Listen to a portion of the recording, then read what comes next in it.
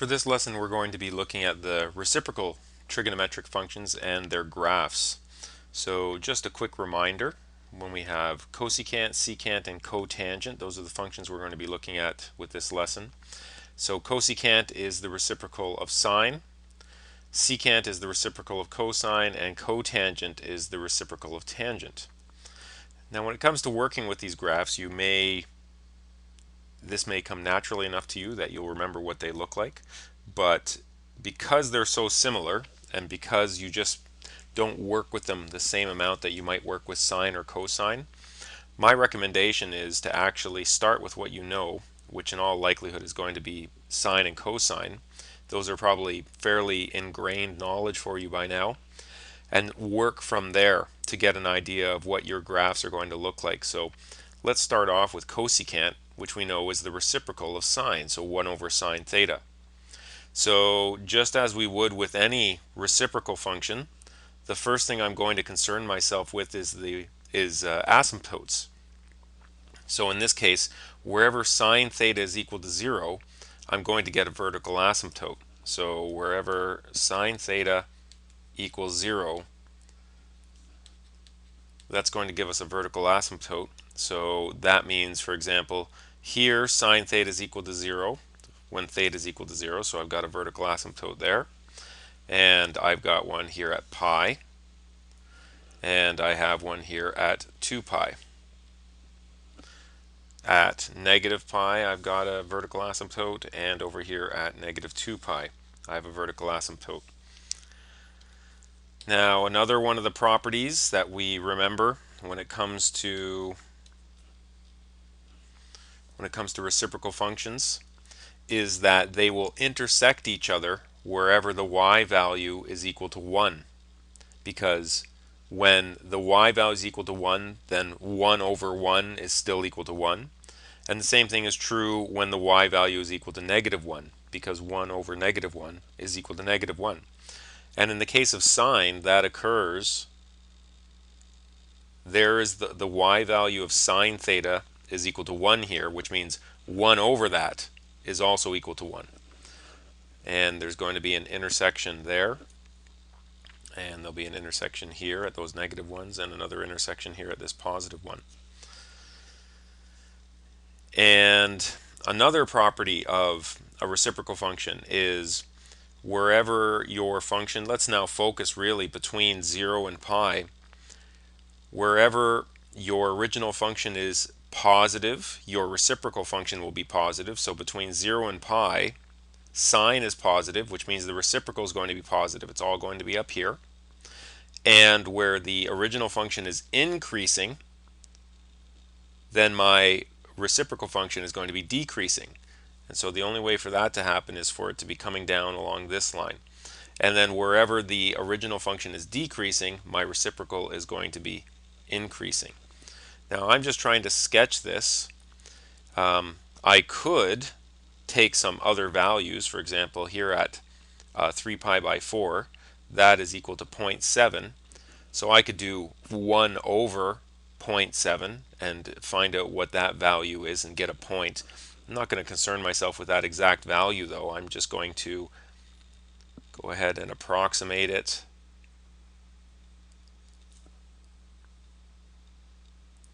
Approaching the asymptote.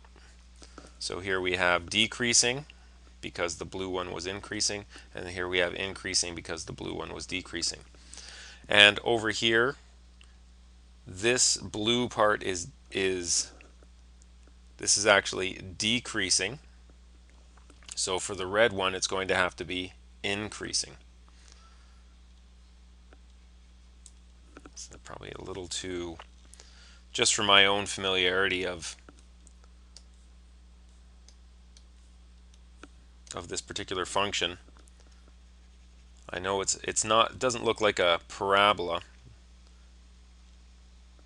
It looks a little bit more, if you had to relate it to a polynomial, of course it's not a polynomial because it's approaching an asymptote, but it's got that flatter bottom that's more reminiscent of a quartic than a quadratic. That's pretty poorly drawn, but again, we're just trying to get an idea for the shape of it here. Okay, and carrying on from there, I'm just going to sketch this in pretty quickly because we've used the important parts, the important principles of taking a reciprocal function, and then we end up, I've got a much better computer generated graph here, but you can see that's a pretty good likeness to what I did by hand. You can see what I was saying here. It's not a parabolic shape, it's a little bit flatter and wider at the bottom than a standard parabola. And of course, there are vertical asymptotes here, so it's definitely not a polynomial of any variety whatsoever. Now, when we first started putting this together, when we were just looking at the asymptotes, you might have been thinking, oh, this is going to turn out like sine because the period, it's going to turn out like tangent. The period of sine is 2 pi, but when we look at the asymptotes, when we did tangent, we ended up with a period of pi, and these asymptotes are pi apart. But the definition of period is the interval over which the function or the graph repeats itself entirely. So it actually, we have to go through a opening up and an opening down part before we get back to the same place we were before, which is opening up. So because of that, this still has a period of 2 pi. Okay, so keep that in mind, that the period of cosecant and secant are actually the same as the period of the original functions. And we're going to see that here with secant, which is 1 over cos. And I'm going to go through the same process, which is I'm going to look for zeros. Now the zeros are in different locations, but I'm going to look for zeros and use those to define my vertical asymptotes.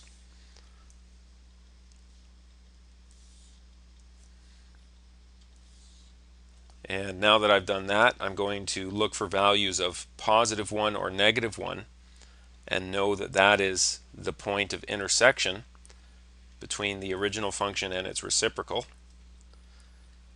And then based on the fact that here the original function is entirely positive, which means the reciprocal is entirely positive, and it turns out the shape of this is going to be the same as what we just drew with cosecant. The only difference here is that it's offset slightly.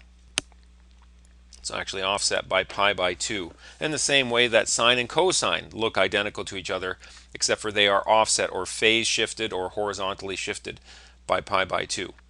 So I'm not going to finish doing all of these. Maybe I'll do one more, just show that that repeating pattern continues, alternating pattern. So it's opening down and then opening up and then opening down between these vertical asymptotes. And the overall for the function, here's a nicer copy.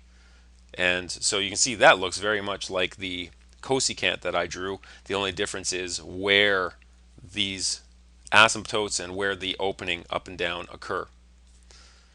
And finally, let's take a look at cotangent. Now you can come up with the graph of cotangent. You could also use this definition, which is cotangent is equal to cos theta over sine theta. And then you could do a table of values for cos, and you could do a table of values for sine, and you could graph it out that way. If you're comfortable enough, if you've remembered the graph for tangent, then you could also use that. And again, same principle as we did before. So I'm just going to use the graph here rather than writing out a full table of values. I'm looking for where tangent is equal to 0. So tangent is equal to 0 at this value, at 0, and at pi, and at 2 pi. And over here, negative pi, negative 2 pi. Now, there's something interesting that you have to take into consideration here, which is as we actually do need to consider this other definition. And where we need to consider that is at values, for example, here at pi by 2. Because you might say, well, hold on, cotangent is equal to 1 over tangent, and tangent has a vertical